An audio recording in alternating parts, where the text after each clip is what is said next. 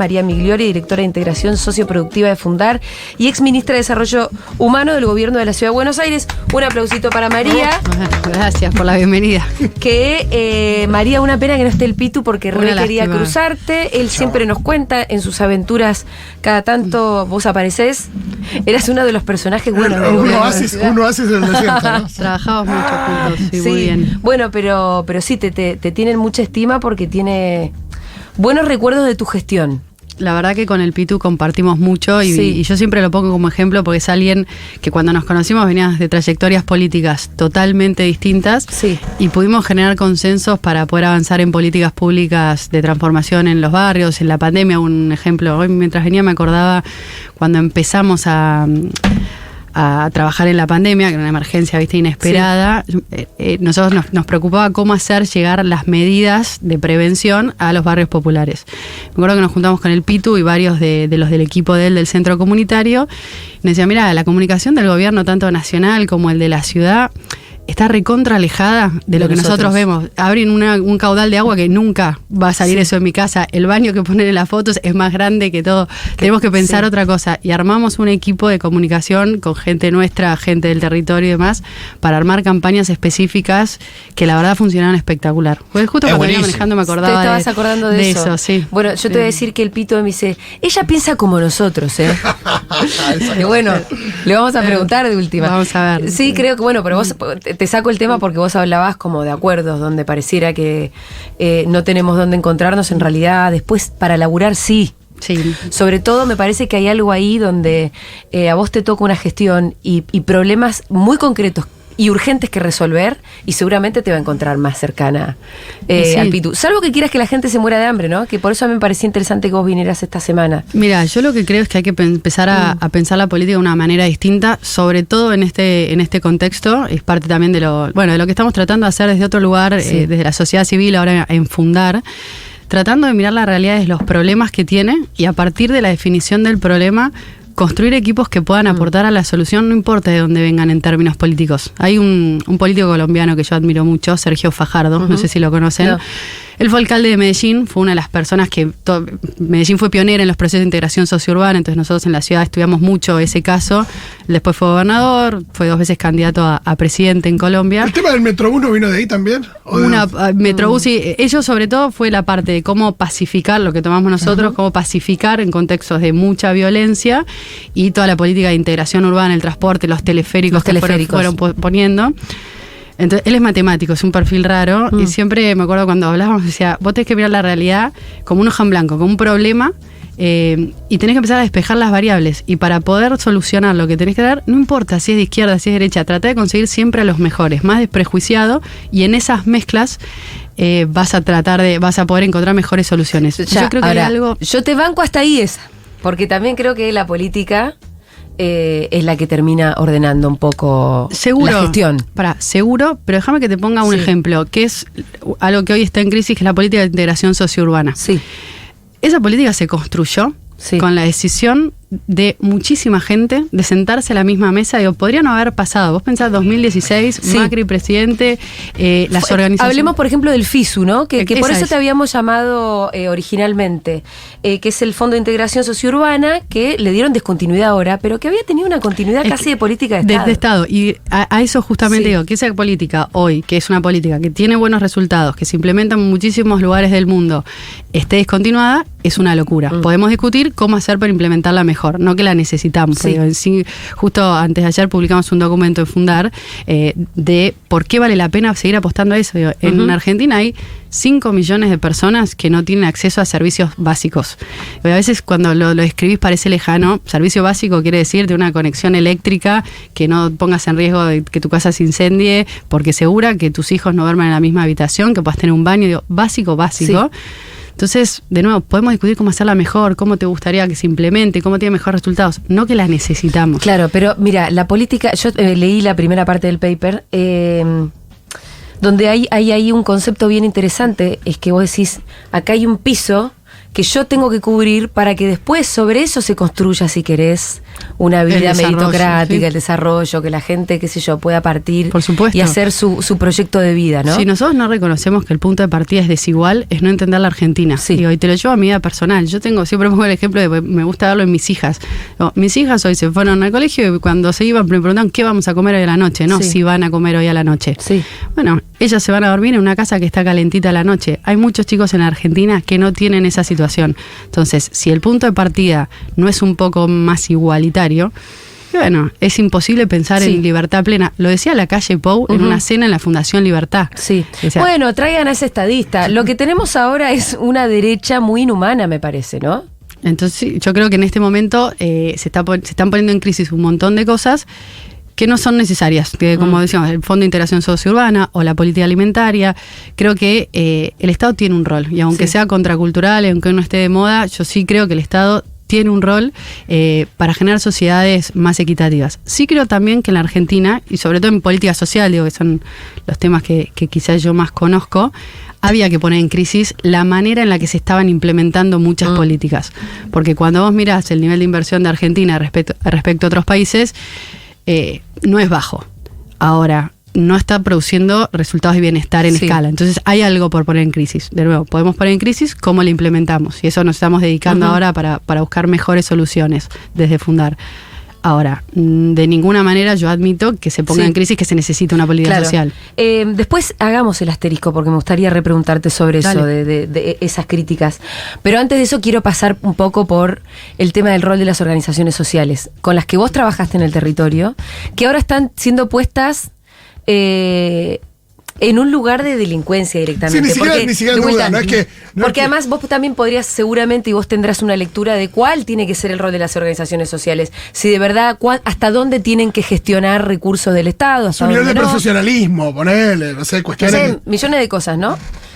Pero que sean demonios, ¿no? Como ahora lo que estamos viendo en TN, a mí me vuelve loca, una operación permanente de que en los comedores no existían, van a la puerta de un comedor y ven que no hay un comedor, se la pasan haciendo esa auditoría, la de TN, para que después se nota mucho además, ¿no? La idea es no mandar alimentos y que no haya un costo con eso. Mira, yo creo, primero, cada vez que hay fondos públicos hay que auditarlos, siempre, por definición. Y si hay irregularidades, hay que cortarlas. Y ser fuerte con eso en fondos de ejecución social o de cualquier otro tipo de política. Eso siempre. ¿Eso quiere decir que todas las organizaciones sociales son malas o no son necesarias? Definitivamente que no. Las organizaciones sociales cumplen un rol importantísimo a lo largo y a lo ancho del país. Y a mí me parece que eso es importante ponerlo en perspectiva. Sí hay una pregunta que es la que vos traías, que es ¿para qué el Estado y cómo el Estado quiere relacionarse con organizaciones comunitarias, organizaciones sociales? Y ahí es un diseño de política pública. Pero pensar que en los barrios populares, si se sacan todas las organizaciones comunitarias, ese espacio queda vacío. Yo hago la pregunta, ¿a quién le queda? Y le queda al arco. Digo, empiezan a crecer el consumo, empieza a crecer la violencia. Ese lugar que queda vacío se ocupa. Y entonces, para ser concretos, porque vos, por ejemplo, laburaste mucho, muy en concreto en la Ciudad de Buenos Aires, en un montón de obras de integración urbana. Sí. Pero al final son obras de ingeniería civil, digo, podrían ser como obra pública. Sí, obra pública, en procesos como el de la 31, el de Rodrigo Bueno, sí. ¿Qué rol ocuparon, por ejemplo, las organizaciones sociales ahí para entrar a los barrios con las obras? Mira, nosotros las obras grandes en general las hicimos con empresas. Y ahí yo sí tengo una mirada que, sobre todo lo que son las obras de ingeniería, cuando vos lo que querés es darle sustentabilidad a un proceso, digo, para ir a lo concreto, cuando vos diseñás, ponele, los pluviales o las obras grandes, tienen que tener el estándar que te pide AISA para después operarlo. Además es una infraestructura que 2 o 3 empresas en un país la pueden llegar a tener. Por eso, ahí necesitas... Sí me parece importante. En esos esquemas, algo que nosotros incorporamos siempre fue una mínima cantidad de trabajadores y trabajadoras de los barrios. Del barrio. Y después creo que las organizaciones tienen un rol que es importantísimo en el tejido comunitario. Claro. Pero eso es fundamental. Te pongo un ejemplo de algo que implementamos en la Ciudad de Buenos Aires, que es lo que tiene que ver con las políticas de acompañamiento a personas que están en situación de calle. La red que tiene la ciudad, que sigue sosteniendo, es una red que se para en centros de inclusión que son propios y algunos que están conveniados con organizaciones de la sociedad civil, y algunas trabajan bárbaro, muy, muy, muy bien. Y te puedo poner el ejemplo, no sé, de Proyecto 7, que es una organización que era cuando yo estaba en el ministerio, súper opositora en lo ideológico. Ahora, se podía trabajar bien y se reconocía el trabajo que hacían, de la misma manera que, no sé, las comunidades evangélicas. Entonces, me parece que cuando el Estado tiene claro cuál es la misión que les va a pedir, ahí funciona bárbaro, y puede ser en atender a una persona en situación de calle, llevando adelante un centro comunitario, realizando un reacondicionamiento de un espacio público. Hay muchas maneras en las cuales esa relación puede ser virtuosa.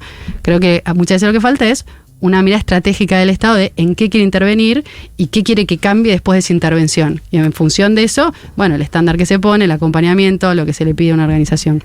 ¿Qué críticas le harías a las organizaciones o en realidad a la relación tal y como se fue construyendo en los últimos 10 años, no sé, o 20? La crítica más grande que yo tengo está focalizada en lo que es el programa Potenciar Trabajo. ¿Ah, sí? Sí, ese es un programa que a mí me parece, primero, tiene un error de diseño. Es un programa que si vos lo mirás por los objetivos que tienes son dos. Uno era mejorar las capacidades de las personas para poder acceder a un empleo formal y mejorar la productividad de estas unidades informales. Si vos lo medís por esos resultados, yo te diría, no funcionó. No funcionó el Potenciar Trabajo y no funcionaron todos los programas de empleo que eran muy similares en el diseño que vinieron antes.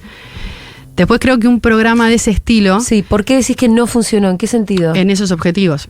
¿Cómo opera hoy? Pero si yo hoy veo, no sé, una cooperativa en un barrio que en realidad cuyos sueldos son potenciales, la cooperativa, son del potencial, la cooperativa funciona más o menos bien, ¿qué crítica puedo tener sobre eso?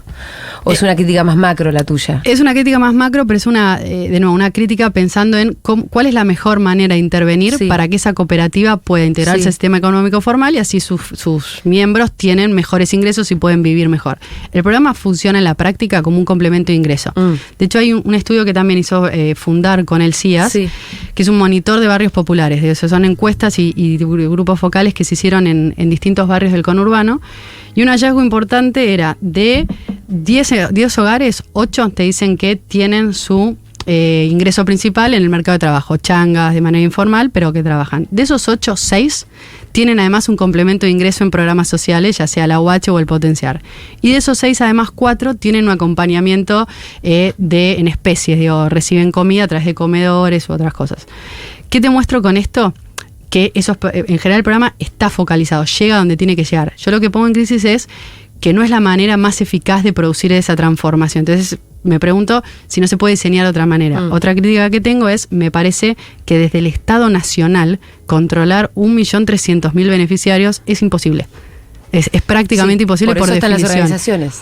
Por eso, pero vos, las organizaciones son unidades ejecutoras que tienen que darle hay una rendición. Yo creo que ese programa se podría descentralizar, podría pasarse a control de los municipios, me parece que hay muchas cosas como para repensar, y ahí sí yo pongo una crítica fuerte en que creo que es un programa que creció demasiado, que no tuvo un control suficiente, y después de nuevo, yo creo que a la política social en Argentina le falta esto que por ahí es muy técnico, que se llama ¿cuál es la teoría del cambio? Después de la intervención, ¿qué esperamos que pase? ¿Cómo vamos a hacer para que haya algo mejor? Cuando vos pensás en ponerle un programa de infraestructura de barrios populares, vos lo tenés en ese diseño. Yo quiero crear bienes públicos, que haya más escuelas, que haya más centros de salud, que haya pavimento, que haya iluminación, porque cada intervención espera que mejore alguna dimensión de la vida cotidiana. Cuando vos pensás en un programa del Potenciar Trabajo, decís, ¿qué es lo que espero cambiar? Decís, lo que esperaba cambiar en el diseño y efectivamente no se cambió. Entonces, por ahí, lo que haya que hacer es pensarlo de otra manera, diseñarlo diferente. No es lo mismo un chico que tiene 18 años, ¿cómo hacemos para que pueda conseguir un empleo? Obviamente en una Argentina que crece y que hay empleo, ¿no? Pues es otra discusión, que una mujer de casi 60 años que está trabajando en un comedor comunitario. Y no sé si hay que abordarlo de la misma manera. Creo que hay que pensar maneras distintas para poder acompañar. Ahora, tu crítica no es a la gestión de las organizaciones sociales, sino al diseño y a la implementación del Potenciar. Primero, tengo críticas en los dos sentidos. En el diseño del programa en general, muchísimas, y después, muchas veces en la gestión, la informalidad de la gestión de las organizaciones, también. ¿Cómo estás viendo, vamos al hueso, el gobierno de Milei y sus políticas sociales? Bueno, ya vimos que se había discontinuado el FISU, el Fondo de Integración Sociourbana, y que eso es una catástrofe. Y ahora me vas a contar en qué dimensiones. Pero también vemos que tienen alimentos secuestrados adentro de unos galpones. Y no los quieren repartir. La justicia los manda a repartirlo y ellos apelan eso.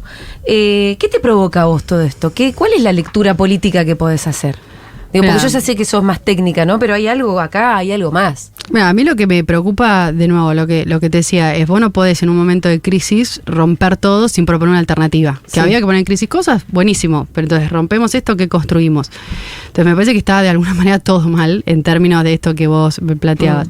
Política de integración sociourbana, ¿no les parece correcto cómo se está interviniendo? Buenísimo, que se audite y que se proponga una alternativa. Lo que no puede ser es se suspenden todas las obras que además tienen compromisos con fondos internacionales. Que habrán estado por la mitad. Por eso, ahí me parece que... ¿Qué tipo de obras? Contame una que para vos sea terrible. No, es que todas, después hay que entrar en el detalle de cada uno de esos barrios, pero obras de infraestructura, obras de mejoramiento de viviendas, me parece que no se puede como cortar de un día para el otro.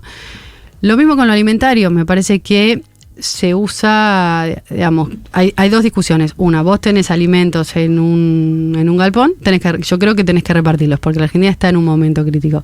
Sí creo que vale la pena una discusión más profunda sobre qué tipo de política alimentaria se quiere, y a mí me parece también que la oposición tiene un rol, porque pensar que el Estado Nacional compre comida de manera centralizada y la reparta por todas las provincias es una locura, primero por los altos costos logísticos que tenés, y segundo también porque muchas veces, no es el único programa que hay, pero es el Estado Nacional compra alimentos secos, el Estado Provincial compra alimentos secos, el Estado Municipal compra lo mismo, y entonces se superpone la compra en unas cosas y faltan otras.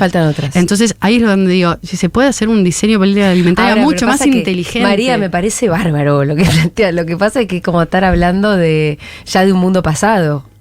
Como estamos hablando sobre unos consensos que ya no existen. Bueno, porque vos me estás diciendo, bueno, ¿de cuál sería la manera más eficiente de comprar alimentos? Ellos no están comprando. No, yo creo que la manera mejor de tener una política alimentaria es ir a la transferencia directa. El aumento que hicieron con la UH ayer me parece positivo, creo que falta mucho más todavía.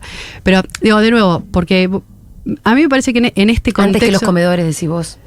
Ahora, como diseño ideal, yo iría a un esquema de transferencia directa en lo que es política alimentaria, porque me parece que es mejor que cada persona pueda elegir qué, dónde y cómo comer. Obviamente, esto no se hace de un día para el otro y hay poblaciones que son súper vulnerables, entonces vos tenés que seguir teniendo un esquema de comedores donde tenés programas como el que se ejecuta mayoritariamente, que es el del PNUD, donde se le da plata a comedores para que puedan comprar las cosas.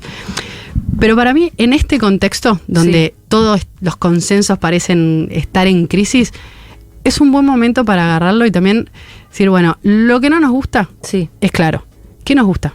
¿Cómo hacemos para construir algo que tenga sentido, que tenga sueño, que tenga como proyección de futuro? Y creo que, bueno, parte de lo que está intentando fundar es eso, es aportar a la discusión propuestas. Me parece bien. Todo. No, porque si no estamos discutiendo si existen o no existen los comedores. El problema es que a Johnny Viale hay que discutirle que existen los comedores.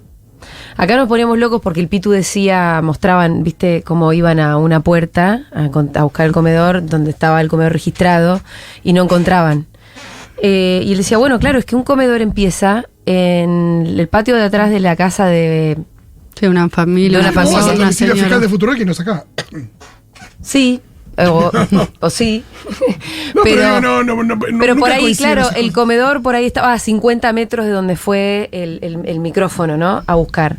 Entonces es terrible tener que discutir si existen los comedores. Sí, yo creo que lo que de nuevo no es bueno, al menos a mí no me gusta, un modo de confrontación permanente. Hay muchas cosas en la Argentina en términos de materia social que había que poner en crisis, y eso quiere decir romper absolutamente todo de un día para el otro sin una alternativa. Yo creo que no. Y me parece que, de nuevo, para los que estamos hoy afuera del gobierno construyendo desde otros lugares, es un buen momento para agarrar las cosas y construir un sentido nuevo. Me parece que hay que agarrar también el guante de animarnos a poner en crisis y ponernos en lugares incómodos de también, ¿por qué llegamos hasta acá? Yo el fin de semana escuchaba una entrevista a un chico que es youtuber de la 1114 y hablaba, por ejemplo, de como que se miraba con desprecio a que un emprendedor popular quisiera crecer. Y la mecánica informal que vos tenés para crecer parecía que si no entrabas en las categorías viejas sos un explotador. A mí me parece que hay algo en esas cosas que, además de enojarnos, hay que escuchar qué pasaba ahí, qué estaba latiendo, en qué cosas el Estado no estaba dando respuesta, porque también cuando mirás los indicadores, bueno, hace tiempo que el Estado no viene traduciendo sus políticas en bienestar, en una mejora significativa. Bueno, ahí hay algo por atender y pensar cómo se construye una mejor alternativa. Pero parecería que para esa respuesta tiene que haber sensibilidad social. Y digo, Y parecería que hubiera desaparecido también. Hay una cosa ahí respecto de, no sé, uno escuchaba los comentarios del presidente de ayer. ¿Vos cómo te sentís frente a esa imagen que también tiene el gobierno y la respuesta que da frente a estos temas? A mí no me gusta que la aspiracional además sea que no morirnos de hambre. Y sí, esa es a mí yo quiero un país en el que podamos vivir bien y todo lo que implica poder vivir bien. Creo que es un concepto muy profundo que tenemos que construir nuevas categorías de eso.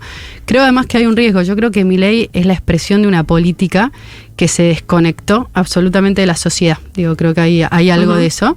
Creo que con esas declaraciones él muestra lo mismo. Sí. Yo recorres y la gente, hay angustia, hay dolor, no hay una capacidad, la aspiración no puede ser sobrevivir de nuevo. Entonces ahí creo que hay algo por escuchar y reconstruir. Me interesó lo que dijiste de este youtuber. Vos que caminás, pateás la ciudad y tenés contacto con la gente, ¿empezás a sentir una subjetividad de una época distinta que a vos te explique por qué ganó Milei? Yo creo que eso estaba, te digo, desde mi experiencia personal, yo creo que había cosas que las sentías todos los días, pero por ahí por estar en una dinámica política propia no las decodificábamos bien. Yo me acuerdo, Julia, para mí es como súper sintomático hablar con los equipos económicos de Juntos por el Cambio y decirles, necesito que alguno venga a hacer campaña en la 31 porque los chicos me hablan de dolarización. Claro. Y lo pasabas en ese momento. Y dices, bueno, acá había como algo latente más fuerte. Estaban hablando de dolarización. En la 31. Y era algo recontra común. Yo en ese momento no le dabas la dimensión del fenómeno que tenía, pero estaba. A mí me parece, seguramente hayan leído el libro de Pablo Semán, es el que uno llama Está entre nosotros. Hay un capítulo que habla de esto, él categoriza con los mejoristas, estas personas que construyeron su trabajo, digamos, una identidad al margen del Estado. Y si vos me preguntás, en ese tema, yo lo vengo viendo hace mucho tiempo, yo creo que había una gran coalición hasta antes de diciembre que decía, Juntos por el Cambio, y me hago cargo, la cultura del trabajo se rompió. La gente tiene 3 trabajos y no llega a fin de mes. No sé si se rompió la cultura del trabajo. No son vagos, la verdad es al revés, está todo el mundo laburando demasiado. Pero cuando hablabas con el otro lado, era no podemos precarizar, si no entramos en los convenios colectivos históricos, tampoco es revés. Hay 8 millones de personas que están al margen de todo eso. Entonces, yo creo que había como dos mundos de desconexión y abajo algo latiendo. Bueno, estuve escuchando mucho lo de que al final pareciera que la casta era el empleado público. Y bueno, eso creo que hay algo de que la pandemia... en el imaginario. De ese otro lado más... Sí, el empleado público, el empleado en relación de dependencia, el que puede tener estabilidad. El Pitu lo dice siempre. Él siempre ponía el ejemplo que cuando fue el IFE la gente iba y compraba para hacer algún emprendimiento. Agarraba esa poca plata que tenía y salía, vendía tortillas, hacía algo para generar más. Bueno, ahí yo creo que se tocó una subjetividad y creo que se descubrió de nuevo. Cuando vas a términos de la economía informal, son casi 8 millones de personas que trabajan de una manera distinta, mucho más precaria. Entonces, bueno, él también, da respuesta a eso. No me acuerdo mucho la historia, pero que era que estaban jugando a la pelota y eran, ponerle que 11, ¿cuánto tiene que ser? 11 son, depende del partido. El fútbol 5 son 5. Y que de ahí no sé qué, uno dijo algo del aguinaldo y todos los otros, no sé, había 9 que no sabían ni lo que era. Bueno, entonces, no dar respuesta a eso... Yo creo que es mirar la realidad de una manera sesgada. Y por eso digo, creo que la política en general venía no atendiendo a todas esas demandas. Que entonces hoy, de nuevo, creo que no hay que tener miedo más que... Bueno, los consensos instituidos se ponen en crisis. Bueno, arreglándonos y construyamos propuestas nuevas. Porque si seguimos contestando con las respuestas viejas, va a ser imposible construir algo alternativo. Si yo de repente veo también discusiones viejas que como que se superponen con un nuevo contexto. ¿Por ejemplo? No, pues estaba pensando en senadores que habían cambiado su voto a cambio de que los trabajadores de su provincia no paguen ganancias, ¿no? Estaba toda la discusión de ganancias ahí atrás. Y uno dice, pero mirá que ganancias va a ser un detalle en un ratito si seguimos por acá, ¿eh? O sea... Sí, por más que venga de una provincia donde muchos pagan. Donde muchos pagan ganancias, pero... Nunca son tantos.